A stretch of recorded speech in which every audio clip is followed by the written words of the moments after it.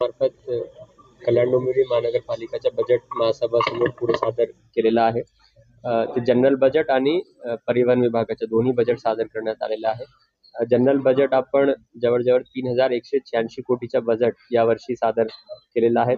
त्याच्यामध्ये शहरासाठी जे मुख्य विषय आहे त्याच्यामध्ये विशेष करून पायाभूत विकास, रस्ते पूल इत्यादी ते बांधकाम करणे, उद्यान आणि तलावाचा विकास करणे, आरोग्य, शिक्षण, पाणी पुरवठा, जल व मल निस्सरण या ठिकाणी विकास करण्याकरिता आपण निधी दिलेला आहे. एवढंच नाही तर जे महत्वाचे प्रश्न उदाहरण स्वरूपात कुत्र्यांच्या प्रश्न आहेत त्याकरिता निर्बीजीकरण केंद्राच्या श्रेणीवर्धन करणे, निर्बीजीकरण केंद्र वाढवणे आणि शेल्टर होम तयार करणे याकरिताही बजेटमध्ये तरतूद करण्यात आलेली आहे.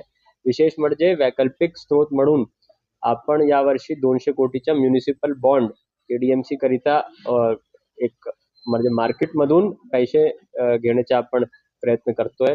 एकंदरीत रीतीने सर्व समावेशक आणि सर्व घटकाला न्याय देणारा आणि सर्व क्षेत्रामध्ये नागरिकांची जे इश्यूज आहेत ते सॉल्व्ह करण्याचा प्रयत्न या बजेटमध्ये करण्याचा प्रयत्न केलेला आहे आणि एकंदरीत सगळे प्रस्ताव आपण संकलित करून महासभेपुढे ठेवलेला आहे पुढील मंजुरीसाठी.